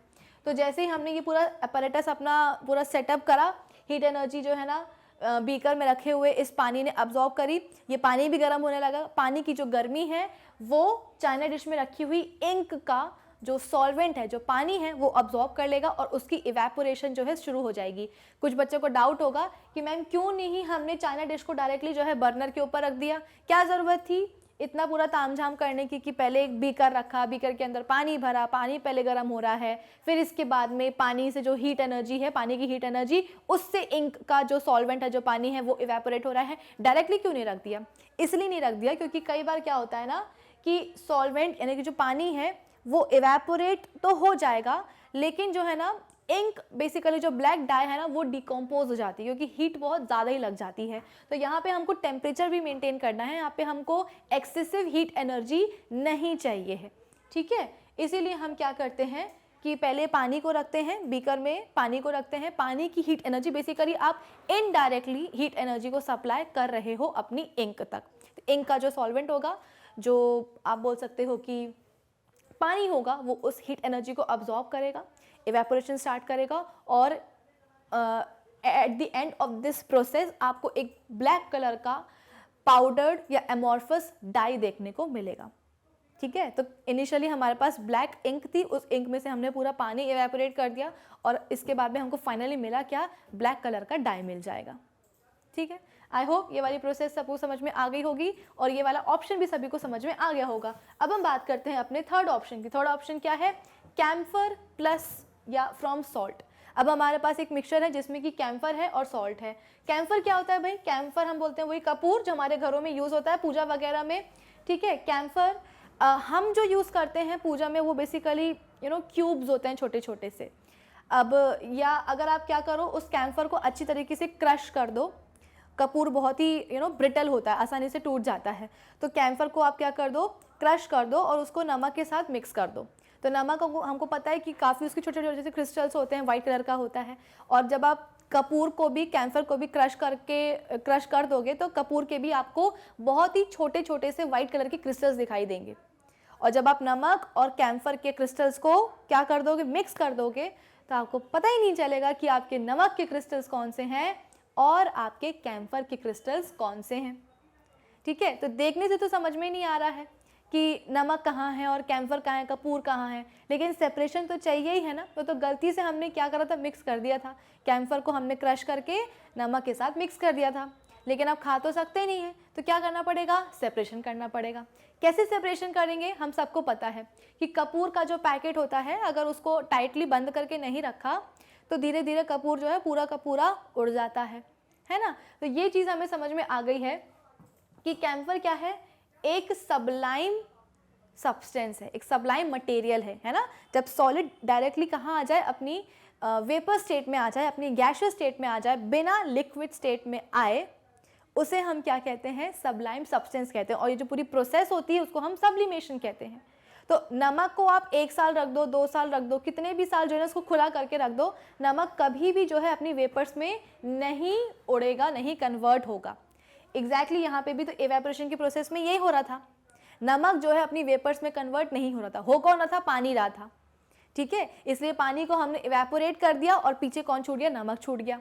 अगर हम कपूर और सॉल्ट को कंपेयर करें तो कपूर हम सब जानते हैं कि सबलाइम सब्सटेंस है, डायरेक्टली हम बोलते हैं कि कपूर उड़ जाता है, अपनी सॉलिड स्टेट से अपनी वेपर्स यानी कि अपनी गैशियस स्टेट में कन्वर्ट हो जाता है। लेकिन अगर हम बात करें कि इसकी सॉल्ट की, तो सॉल्ट को तो कितना भी आप धूप में क्यों ना रख दो, सॉल्ट कभी भी जो है ना इवेपोरेट होकर के अपनी वेपर स्टेट में नहीं जाएगा। तो एक हमारे पास जो बेसिकली हमारे पास मिक्सचर आया है कैम्फर और सॉल्ट का, उसमें हमारे पास सबलाइन सब्सटेंस कौन सा है, कैम्फर है, और जो वॉलेटाइल नहीं है, जो उड़ नहीं सकता है, वो कौन है, सॉल्ट है। तो बेसिकली हमारे पास जो मिक्सचर आया है वो क्या है, एक वॉलेटाइल और एक नॉन वॉलेटाइल कंपोनेंट का मिक्सचर है। तो जो नॉन वॉलेटाइल है वो नीचे ही रह जाएगा, जो वॉलेटाइल है वो ऊपर उड़ जाएगा। ठीक है, तो हम करेंगे क्या, मिक्सचर लेंगे दोनों का और कुछ इस तरीके से हीट करेंगे। ठीक है, हीट करेंगे, इससे क्या होगा, बेसिकली आप एक चाइना डिश रखोगे, चाइना डिश में आप अपना मिक्सचर रख दोगे कपूर और नमक का, फिर इसके बाद में इस चाइना डिश के ऊपर जो है आप क्या रखोगे, एक उल्टा करके फनल भी रख दोगे। फनल तो रखोगे ही, साथ फनल का जो दूसरा एंड होता है ना, ये पतला वाला, इसमें आप क्या करोगे, कॉटन प्लग भी घुसा दोगे। क्यों, क्योंकि भाई अगेन यहाँ पे हम क्या कर रहे हैं, हीटिंग कर रहे हैं। इस मिक्सचर में हमको पता है कि एक कैसा है, सब्लिमेबल सब्सटेंस है, यानी कि एक ऐसा सब्सटेंस जो कि डायरेक्टली अपनी वेपर्स में कन्वर्ट हो जाएगा। हमें यहाँ पे मिक्सचर में से, ठीक है, मिक्सचर के कंपोनेंट्स को हमें सेपरेट करना है, कैम्फर को अलग करना है, सॉल्ट को अलग करना है। ऐसा नहीं कि कैम्फर को उड़ाना ही है, ठीक है, कैम्फर को भी हमको कलेक्ट करना है। भाई अगर आपके पास सपोज मिक्सचर होता है, उसमें आपको मैं बोलती कि कैम्फर और सॉल्ट है और मुझे सिर्फ सॉल्ट से मतलब है, तो आप क्या करते, उस मिक्सचर को एज इट इज थोड़े टाइम के लिए छोड़ देते, अपने आप कपूर जो है ना वो सबलाइम होकर के बाहर उड़ जाता हवा में और पीछे आपके पास सॉल्ट रह जाता। लेकिन यहाँ पे मुझे सॉल्ट नहीं चाहिए, मुझे यहाँ पे कपूर और सॉल्ट दोनों चाहिए हैं। इसीलिए मैं क्या करूँगी, इस मिक्सचर को मैं चाइना डिश में रख करके हीट करूँगी, ऊपर से मैं एक फनल भी रख दूंगी, फनल के का जो दूसरा एंड है उसको मैं कॉटन प्लग से सील कर दूंगी, ताकि जो कैम्फर की कपूर की वेपर्स बने वो हवा में उड़ ना जाए, क्योंकि हमको कैम्फर भी तो चाहिए ना। और एग्जैक्टली यही होगा, धीरे धीरे हम बोलते हैं कि कपूर की वेपर्स बनेंगी। अब ये कपूर की वेपर्स जाएंगी कहाँ, कैम्फर की वेपर्स जाएंगी कहाँ, क्योंकि हमें पता है कि ऊपर तो हवा में तो जा नहीं सकती, क्योंकि हमने रास्ता उनका ब्लॉक करके रखा हुआ है। ये कैम्फर की वेपर्स जो हैं इसी इन्वर्टेड फनल में रहेंगी, इन्वर्टेड फनल का जो ठंडा वाला पोर्शन होगा उसमें जाएंगी। जैसे ही कपूर की वेपर्स गई फनल के ठंडे वाले पोर्शन में, उनको ये रियलाइज हुआ कि भाई यहाँ पे तो टेम्परेचर बहुत ही कम है। तो यहाँ पे जैसे हम बोलते हैं कि कपूर की वेपर्स फनल के ठंडे वाले रीजन में आएंगी, ठीक है, उनका भी, कपूर की वेपर्स का भी हम बोलते हैं कि जो टेम्परेचर है वो कम हो जाएगा। और टेम्परेचर कम हो जाएगा, इसके कारण क्या होगा, वेपर्स डायरेक्टली कन्वर्ट हो जाएंगी किसमें, सॉलिड कपूर में। तो नीचे क्या हो रहा था, नीचे हम बोल रहे हैं कि सब्लिमेशन हो रहा था, है ना, सॉलिड कपूर अपनी वेपर्स में कन्वर्ट हो रहा था। अब यहाँ पे क्या हुआ, यहाँ पे हम बोल रहे हैं कि वेपर्स का टेम्परेचर कम हो गया, तो वेपर्स कन्वर्ट हो गई किसमें, सॉलिड कपूर में, कैम्फर में। और नीचे क्या रह जाएगा, नीचे आपका नमक रह जाएगा। तो चाइना डिश में आपके पास नमक है और ये जो इन्वर्टेड फनल है इसकी वॉल्स में ऊपर की तरफ कैम्फर जमा हुआ है। तो हम क्या करेंगे, जो कैम्फर जमा हुआ है ना उसको हम किसी स्पैचुला वगैरह से स्क्रैच कर लेंगे, तो और स्क्रैच करके एक जगह स्टोर कर लेंगे, तो आपके पास कैम्फर और नमक दोनों अलग अलग हो जाएंगे। तो किसी भी कंपोनेंट का लॉस भी नहीं हुआ और मिक्सचर के दोनों कंपोनेंट्स को हमने सेपरेट भी कर लिया, है ना। अच्छा था ना ये मेथड। इस मेथड को हम सेपरेशन के लिए तो यूज़ कर ही सकते हैं, साथ ही साथ प्योरिफिकेशन के लिए भी यूज़ कर सकते हैं। जैसे कि मैंने आपको बताया था कि आयोडीन के बहुत ही सुंदर से पर्पल वॉयलेट कलर के क्रिस्टल्स होते हैं। अब इन क्रिस्टल्स के साथ कभी कभी क्या होता है कि कुछ इम्प्योरिटीज़ भी प्रेजेंट होती है, और इम्प्योरिटीज़ भी कैसी कि बिल्कुल साइज, टेक्सचर, कलर में जो है ना आयोडीन के क्रिस्टल्स की जैसे ही होते हैं। लेकिन क्या है ना, हमको तो प्योर आयोडीन चाहिए है, तो हम क्या करते हैं, प्योर आयोडीन जो होता है वो कैसा होता है, वॉलेटाइल होता है, वो सब्लिमेबल सब्सटेंस है, वो डायरेक्टली जो है ना अपनी गैसियस स्टेट में कन्वर्ट हो जाता है। और उसमें जो इम्प्योरिटीज़ प्रेजेंट होती हैं वो कैसी होती हैं, नॉन वॉलेटाइल होती हैं। तो सिमिलर तरीके से हम क्या करेंगे, आयोडीन को भी, इम्प्योर आयोडीन को भी हम क्या करेंगे, हीट करेंगे। तो जो आयोडीन है वो ऊपर जाकर के फनल में जाकर के डिपॉजिट हो जाएगी, वेपर्स में कन्वर्ट होकर के, और नीचे जो है चाइना डिश में इम्प्योरिटीज़ रह जाएंगी।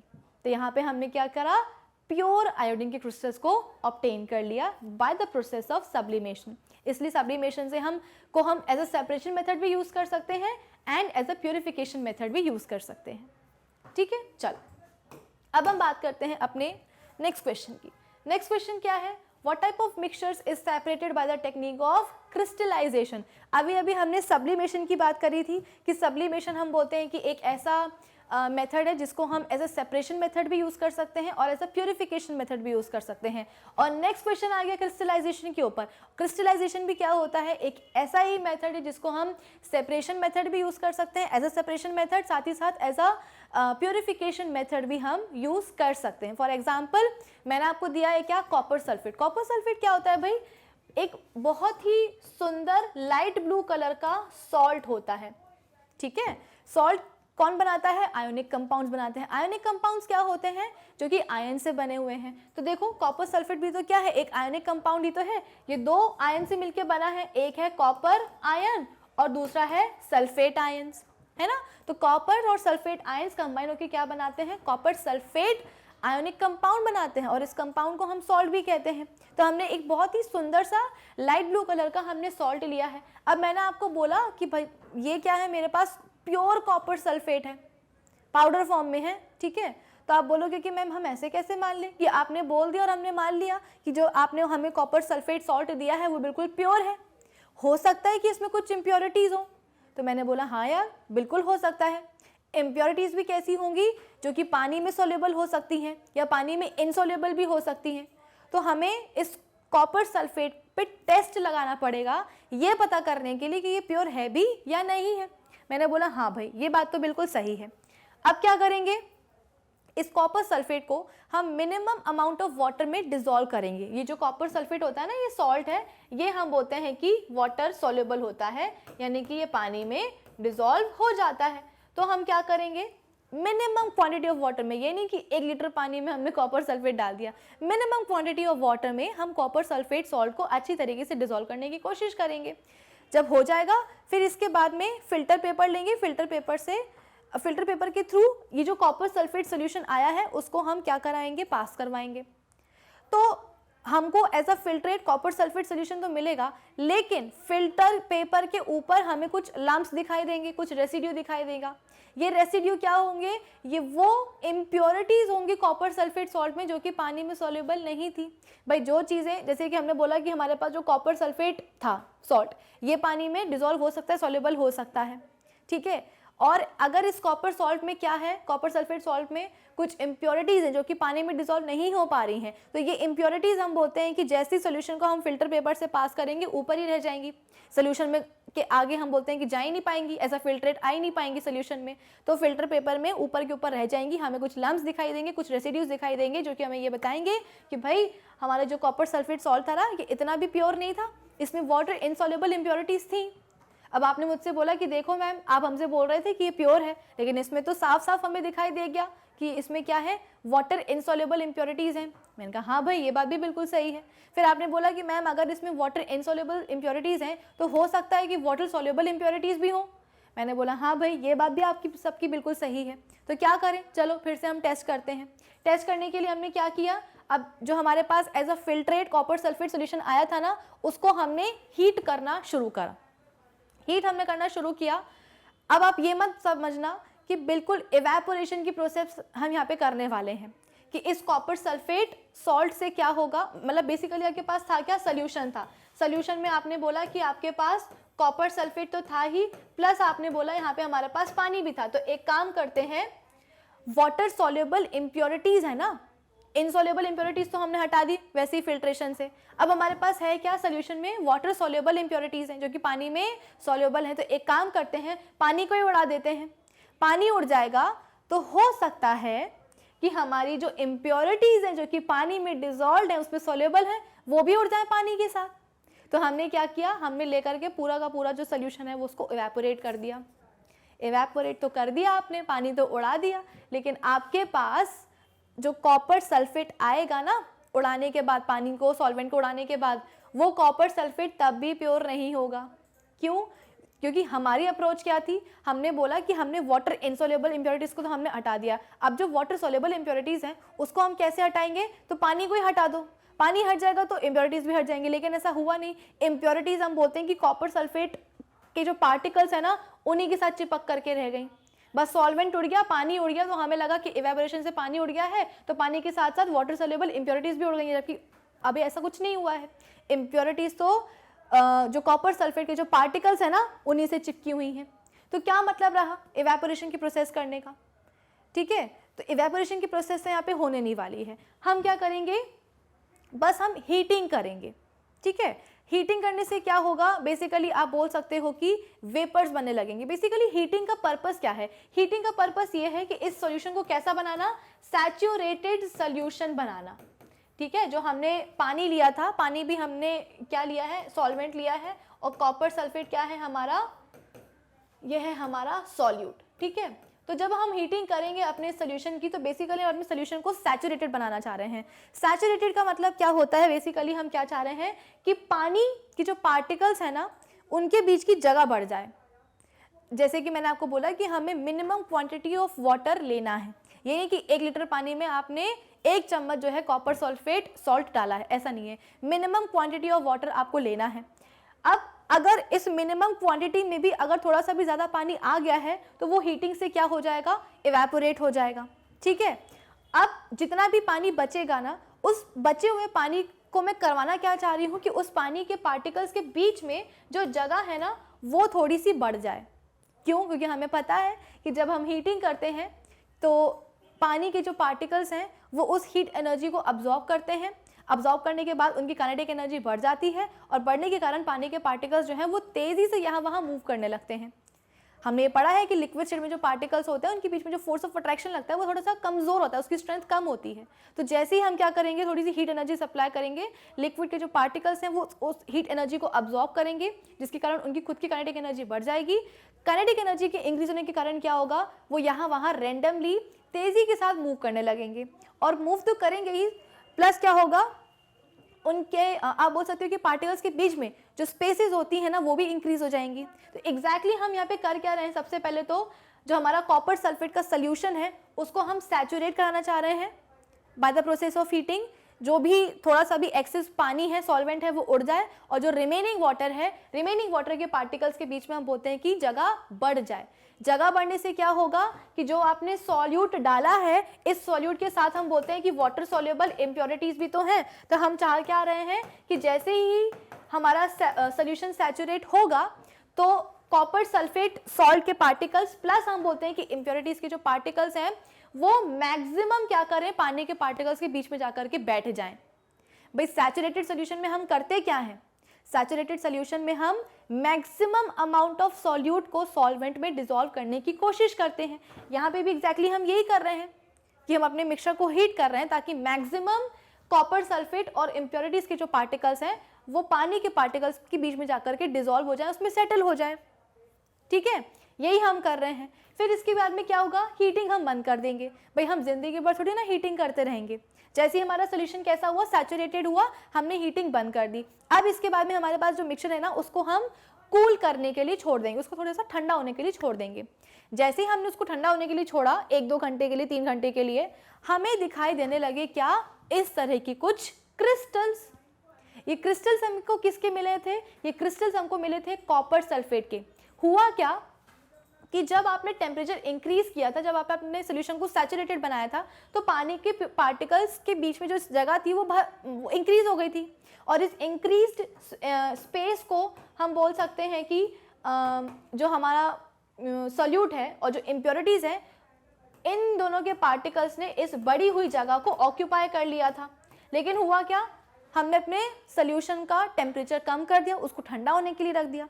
जैसे ही ठंडा होने के लिए रखा, पानी की पार्टिकल्स की आप बोल सकते हो कि उनकी हीट एनर्जी कम हो गई, तो उनकी काइनेटिक एनर्जी भी कम हो गई। अब पानी के पार्टिकल्स जो हैं दोबारा से अपनी नॉर्मल स्पीड के साथ मूव करने लगे। जैसे ही पानी के पार्टिकल्स अपनी नॉर्मल स्पीड के साथ मूव करने लगे, तुरंत हम बोलते हैं कि फोर्सेस ऑफ अट्रैक्शन आ गया और उन्होंने पानी के पार्टिकल्स को घेर लिया, जिसके कारण पानी के पार्टिकल्स के बीच में जो जगह थी वो कम हो गई। अब जब जगह कम हो गई तो पानी के पार्टिकल्स ने कॉपर सल्फेट के पार्टिकल्स और इम्प्योरिटीज से बोला कि भैया अब हमारे बीच की जो जगह है वो वापस उतनी होने वाली है, बैक टू नॉर्मल होने वाले हैं हम, एक काम करो अब आप निकल जाओ। भाई ऐसा थोड़ी, देखो जब हमारे बीच की जो जगह थी वो इंक्रीज हो गई थी तब आकर के आप बैठ गए थे। अब ऐसा थोड़ी ना है कि आप हमेशा बैठे रहोगे, हमारे बीच की अब स्पेस कम हो रही है इसलिए आपको जाना पड़ेगा, ठीक है। अब जाने वाले 2 लोग हैं, एक तो है कॉपर सल्फेट के पार्टिकल्स और दूसरे हैं इम्प्योरिटीज के पार्टिकल्स। वो पार्टिकल्स जो कि पानी में ज़्यादा सॉल्युबल होंगे वो ही आप बोल सकते हो कि सोल्यूशन के ठंडे होने के बाद भी पानी में रह जाएंगे, और वो पार्टिकल्स जो कि पानी में लेस सॉल्युबल होंगे वो जैसे ही हमारा सोल्यूशन कम होगा, पानी के पार्टिकल्स की जो बीच में जो स्पेसेस है वो कम होंगी, वो पानी के बाहर निकल आएंगी। और एग्जैक्टली यही होगा, कॉपर सल्फेट के जो पार्टिकल्स हैं वो पानी में लेस सोल्यूबल थे, इसलिए जैसे ही हमारा सोल्यूशन ठंडा हुआ, पानी के पार्टिकल्स की जो बीच की जो स्पेसेस हैं वो कम हुई। उन स्पेसेस के कम होने के कारण हम बोलते हैं कि कॉपर सल्फेट के पार्टिकल्स उन स्पेसेस से, पानी के पार्टिकल्स के बीच की स्पेसेस से बाहर निकल आए। बाहर तो निकले, कैसे निकले? क्रिस्टल्स के फॉर्म में निकले। और पानी में रह कौन गया? पानी में रह गए इम्प्योरिटीज के पार्टिकल्स। तो क्रिस्टल्स का फॉर्मेशन इम्प्योर कंपाउंड से क्या कहलाता है? क्रिस्टलाइजेशन की प्रोसेस कहलाती है। क्रिस्टल्स हम बोलते हैं कि किसी भी सब्सटेंस के प्योर फॉर्म होते हैं, ठीक है। क्रिस्टल्स की टेंडेंसी होती है कि जब भी वो किसी कंपाउंड से बनते हैं ना, तो अपने अंदर जितनी भी इम्प्योरिटीज होती है ना, उनको रिमूव करके बनते हैं, उनको एक्सक्लूड करके बनते हैं। और एग्जैक्टली देखो यही हुआ। इनिशियली हमने अपने सोल्यूशन को सैचुरेटेड बनाया था ताकि मैक्सिमम कॉपर सल्फेट और इम्प्योरिटीज के पार्टिकल्स जो हैं वो पानी के पार्टिकल्स के बीच में आकर के बैठ जाएं। लेकिन हुआ क्या? टेम्परेचर हो गया कम। टेम्परेचर के कम होने के कारण क्या हुआ? पानी के पार्टिकल की जो बीच की स्पेसेस थी वो दोबारा से बैक टू नॉर्मल होने लगी। तो पानी के पार्टिकल्स ने बोला कि भाई अभी तक तो आप हमारे बीच में रह रहे थे, अब आपको जाना पड़ेगा। क्यों? क्योंकि हमारे बीच की जगह कम हो रही है। तो वो चीज़ें जो कि पानी में ज़्यादा सोल्यूबल थी वो रह गई पानी में, और कॉपर सल्फेट के पार्टिकल्स पानी में कम सोल्यूबल थे, इसीलिए क्या हुआ कि वो पानी के पार्टिकल्स के बीच में से बाहर निकल आए। बाहर तो निकले कैसे? क्रिस्टल्स के फॉर्म में, ठीक है। तो ये पूरी प्रोसेस मैंने आपको समझाई है क्रिस्टलाइजेशन की। The crystallisation method is used to separate solids from a liquid and also to purify solids, ठीक है। क्रिस्टलाइजेशन मेथड को हम यूज करते हैं क्या, किस चीज़ के लिए? लिक्विड्स में से सॉलिड्स को रिमूव करने के लिए या सेपरेट करने के लिए, ठीक है। और साथ ही साथ इसको हम सॉलिड्स की प्योरिफिकेशन के लिए भी यूज़ कर सकते हैं। जैसे कि अभी अभी हमने देखा कि हमारे पास ये जो क्रिस्टल्स हैं कॉपर सल्फेट के, ये प्योर क्रिस्टल्स हैं कॉपर सल्फेट के। इनिशियली मैंने आपको एक पाउडर दिया था कॉपर सल्फेट का कि देखो ये प्योर है, और इस प्योर कॉपर सल्फेट में से हमने देखा कि भाई इसमें तो वाटर सोल्यूबल इम्प्योरिटीज भी थी और वाटर इनसॉल्युबल इम्प्योरिटीज भी थी। लेकिन हाँ, ये जो आपके पास क्रिस्टल्स आए हैं after the process of crystallisation, ये कैसे होंगे? ये होंगे pure crystals of copper sulphate. तो सेपरेशन भी हो गया और प्योरिफिकेशन भी हो गया, ठीक है। चलो, आई होप ये वाला क्वेश्चन भी सभी को हो गया होगा क्लियर। अब हम चलते हैं कहाँ? अपने नेक्स्ट क्वेश्चन पे। Classify the following as chemical और फिजिकल चेंजेस। अब आपके सामने कुछ चेंजेस हो रहे हैं, जैसे कि मैंने आपको बताया था कि हमारे अराउंड पूरे टाइम किसी ना किसी टाइप के चेंजेस होते ही रहते हैं, ठीक है। अब उन चेंजेस को हम क्लासिफाई करते हैं दो कैटेगरीज में, एक होते हैं फिजिकल चेंजेस और एक होते हैं केमिकल चेंजेस। अब जब भी हम कोई ना कोई क्लासिफिकेशन करते हैं, कैटेगराइजेशन करते हैं, तो किसी ना किसी बेसिस पे करते हैं ना। ऐसा थोड़ी ना कि रैंडमली हम कोई भी जो है ना 3, 4, 5 क्लासेस अपने मन से बना देते हैं, कैटेगरीज बना देते हैं। कोई ना कोई बेसिस तो होना चाहिए ना। तो फिजिकल और केमिकल चेंजेस का क्लासिफिकेशन का बेसिस क्या होता है कि किसी भी चेंज से कोई नया सब्सटेंस बन रहा है या नहीं बन रहा है। अगर वो बन रहा है किसी भी चेंज से, हम बोलते हैं कि कोई नया सब्सटेंस बन रहा है, तो वो क्या है? एक केमिकल चेंज है। और कोई ऐसा चेंज जिससे कि कोई नया सब्सटेंस नहीं बन रहा है, वो क्या है? एक फिजिकल चेंज है, ठीक है। फॉर एग्जाम्पल मैंने क्या किया, एक पेपर लिया, पेपर को मैंने फोल्ड करके उसका पेपर प्लेन बना दिया।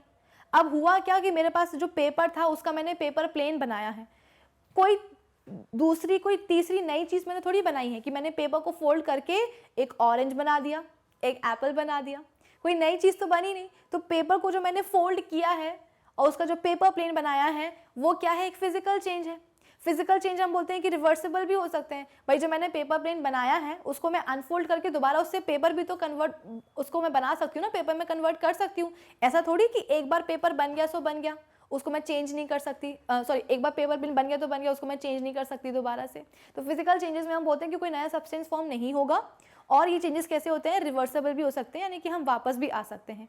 मोमबत्ती है, वैक्स है, उसको आप पिघला लो, तो जो पिघली हुई मोम है वो क्या है? बेसिकली मोम का जो पिघलना है, वैक्स का जो मेल्टिंग है, वो क्या है? एक फिजिकल चेंज है। अभी जो पिघली हुई मोम है आपके पास, इसको आप दोबारा से सॉलिडिफाई भी तो कर सकते हो ना, सॉलिड वैक्स भी बना सकते हो। तो वैक्स की जो मेल्टिंग है, वैक्स का जो पिघलना है, वो भी क्या है, एक फिजिकल चेंज ही है। आई होप ये सब चीज़ें आपको समझ में आ रही होंगी कि फिजिकल चेंज में कभी भी कोई नया सब्सटेंस नहीं बनेगा और ये कैसी होती हैं, रिवर्सिबल होती हैं, ठीक है, वापस जाना पॉसिबल है। इसी का ऑपोजिट कर दो तो क्या आ जाएंगी, केमिकल चेंजेस आ जाएंगे। केमिकल चेंजेस में हम बोलते हैं कि हमेशा कोई नया सब्सटेंस बनेगा और ये इरिवर्सिबल होती हैं। जैसे कि हमने बोला कि मेरे पास जो पेपर था जिसका मैंने पेपर प्लेन बनाया था, अब इस पेपर प्लेन को मैं जला देती हूँ, ठीक है। जब मैंने जलाया तो कुछ राख बनी, कुछ धुआं भी उड़ा, स्मोक भी बनी, है ना। तो अब ये मेरे पास जो राख आई, जो स्मोक बनी, उससे अगर मैं दोबारा से पेपर बनाना चाहूँ तो क्या मैं पेपर बना सकती हूँ राख से, ऐश से? बिल्कुल भी नहीं। तो ये क्या होगा, एक केमिकल चेंज होगा। भाई जो राख है, जो धुआं निकला है, जो स्मोक निकली है, वो क्या है, ये नया सब्सटेंस है ना। इनिशियली तो आपके पास राख थी नहीं, आपके पास तो पेपर था। उस पेपर को जब आपने जला दिया तब जाकर के आपके पास ऐश आई है, राख आई है। तो राख, ऐश, या जो धुआं है, जो स्मोक है, वो क्या है, एक नया सब्सटेंस है। तो इस चेंज से क्या हुआ, एक नया सब्सटेंस बना। प्लस हम बोलते हैं कि ये इरिवर्सिबल है। अगर आप वापस जाना चाहोगे, राख से दोबारा पेपर बनाना चाहोगे तो आप नहीं बना सकते हो। पेपर प्लेन को अनफोल्ड करके आप पेपर बना सकते हो, लेकिन राख से आप पेपर नहीं बना सकते हो। तो बर्निंग ऑफ अ पेपर क्या है, एक केमिकल चेंज है कि हमेशा एक नया सब्सटेंस बनेगा और ये इरिवर्सिबल होता है, वापस नहीं जा सकते हो। फिजिकल चेंज में हम बोलते हैं कि सिर्फ और सिर्फ स्टेट, अपीयरेंस, फॉर्म चेंज होता है ना। पेपर को अगर मैं फोल्ड कर दूंगी, पेपर प्लेन बना दूंगी, तो केवल उसका शेप चेंज होगा, उसका फॉर्म चेंज होगा, और कुछ चेंज नहीं होता है। और अगर हम बात करें अगर केमिकल चेंजेस की, तो केमिकल चेंजेस में हम बोलते हैं कि केमिकल प्रॉपर्टीज ही चेंज हो जाती हैं, ठीक है। तो फिजिकल और केमिकल चेंजेस क्या होते हैं, आई होप ये आप सबको क्लियर होगा। अब हमारे पास कुछ चेंजेस हैं, उनको हमको क्लासीफाई करना है कि कौन से फिजिकल हैं, कौन से केमिकल हैं। सबसे पहला है कटिंग ऑफ ट्रीज। ट्रीज को जब हम कट कर देते हैं, भाई बड़े बड़े ट्रीज हैं, उनको हमने कट कर दिया तो वो छोटे छोटे ट्रीज में कन्वर्ट हो गए।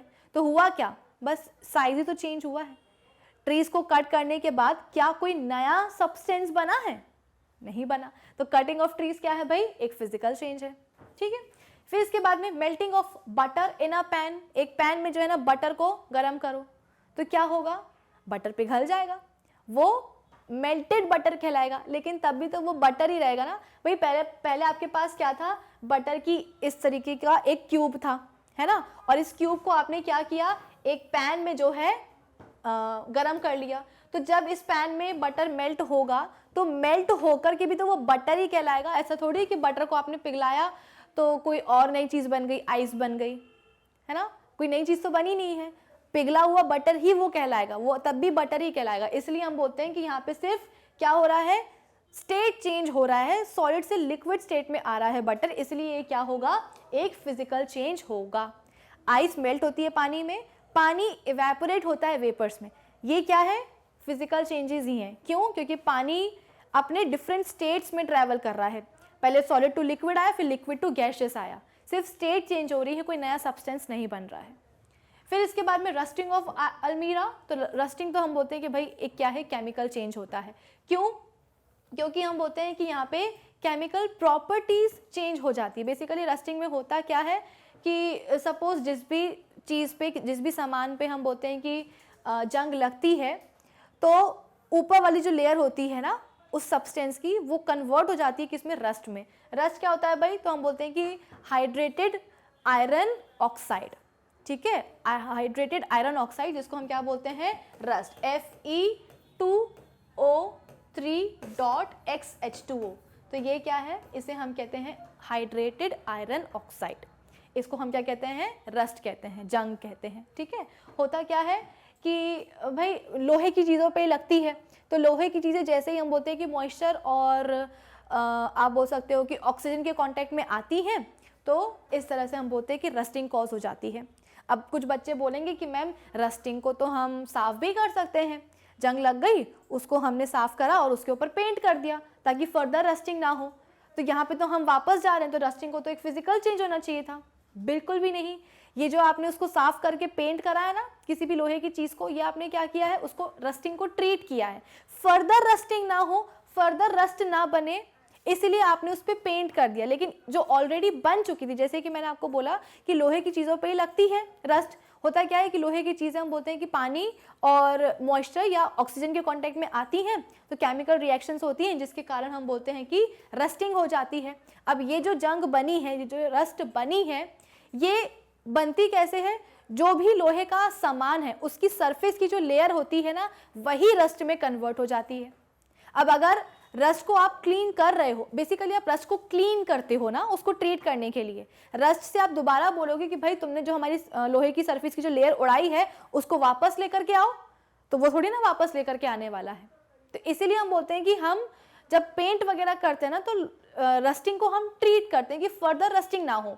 लेकिन जो ऑलरेडी हो चुकी है उसको हम रिवर्स नहीं कर सकते। जो रस्ट बनी है उससे हम दोबारा से लोहे की सरफेस की लेयर हम नहीं ला सकते हैं। इसीलिए हम बोलते हैं कि जैसे जब जंग लगती है ना, अगर उसको ट्रीट नहीं किया गया तो धीरे धीरे हम बोलते हैं कि जो लोहे की जो भी ऑब्जेक्ट है, सपोज अलमीरा ही है, अलमीरा पे जंग लगी है तो अलमीरा जो है ना धीरे धीरे कमज़ोर होने लगती है। क्यों? क्योंकि रस्ट क्या करती जाती है, रस्ट बनती कैसे, सरफेस की जो लेयर है ना वही रस्ट में कन्वर्ट होती जाती है। तो सरफेस लेयर रस्ट में कन्वर्ट होती जा रही है, रस्ट बनती जा रही है और लोहा कम होता जा रहा है। तो लोहा बेसिकली बहुत ही ब्रिटल हो जाता है फिर उसके बाद। ठीक है, तो इसीलिए क्या है, ये एक केमिकल चेंज है। चलो नेक्स्ट हम देखते हैं, नेक्स्ट क्या है, boiling of water to form steam. जैसे कि मैंने आपको बताया सिर्फ फिजिकल स्टेट चेंज होता है और कुछ नहीं। ठीक है, फिर इसके बाद में पासिंग ऑफ, इसीलिए बॉइलिंग ऑफ वाटर क्या है, हम बोलते हैं कि फिजिकल चेंज है। Passing of electric current through water and water breaking down into hydrogen and oxygen gas, ये क्या है? तो ये क्लियरली होना चाहिए क्या, केमिकल चेंज। जैसे कि मैंने आपको बताया था कि केमिकल चेंज में केमिकल प्रॉपर्टीज भी चेंज हो जाती हैं। ठीक है, इनिशियली हमारे पास क्या था, पानी था, पानी में हमने इलेक्ट्रिक करंट पास कराया तो हाइड्रोजन गैस और ऑक्सीजन गैस बन गई। हाइड्रोजन गैस क्या होती है, ये एक कंबस्टिबल गैस होती है। ठीक है, और ऑक्सीजन गैस क्या होती है, ऑक्सीजन गैस हम बोलते हैं कि आप बोल सकते हो कि कंबशन की सपोर्टर होती है ना। अगर ऑक्सीजन ना हो तो कंबशन हो ही नहीं सकता। एक कैंडल हो, उसको जलाओ, उस जलती हुई कैंडल के ऊपर आप क्या रख लो, एक आप बोल सकते हो कि सिलेंडर रख लो, ग्लास का एक सिलेंडर रख दो तो कैंडल अपने आप बुझ जाएगी। क्यों? क्योंकि सिलेंडर रखने से हुआ क्या, आपने ऑक्सीजन की सप्लाई रोक दी, जिसके कारण कैंडल का जो कंबशन है वो नहीं हो पा रहा था। तो ऑक्सीजन हम बोलते हैं कि क्या होती है, एक कंबशन की सपोर्टर होती है।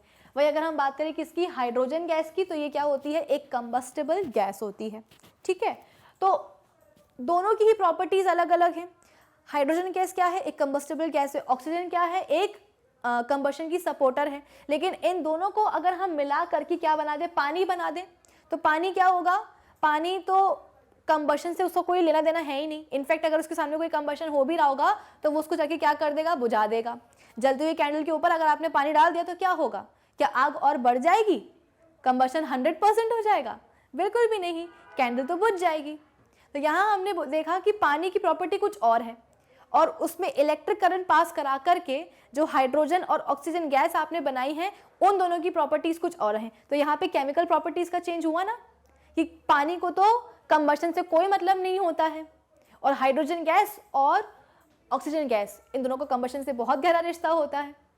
लेकिन यहाँ पे हमने देखा कि प्रॉपर्टीज चेंज हो गई हैं, है ना। पानी में जब इलेक्ट्रिक करंट बनाया तो जो भी प्रोडक्ट्स बाहर निकले, हाइड्रोजन गैस और ऑक्सीजन गैस, उनकी प्रॉपर्टीज पानी की प्रॉपर्टीज से अलग थी। तो यहाँ पे क्या हुआ है, केमिकल चेंज हुआ है, पानी में इलेक्ट्रिक करंट को पास करा करके केमिकल चेंज हुआ है। ठीक है, क्योंकि केमिकल प्रॉपर्टीज चेंज हुई है, प्लस हम बोलते हैं कि दो नए प्रोडक्ट्स बन गए हैं, हाइड्रोजन एंड ऑक्सीजन गैस बन गए हैं, इसीलिए ये क्या होगा, एक केमिकल चेंज होगा।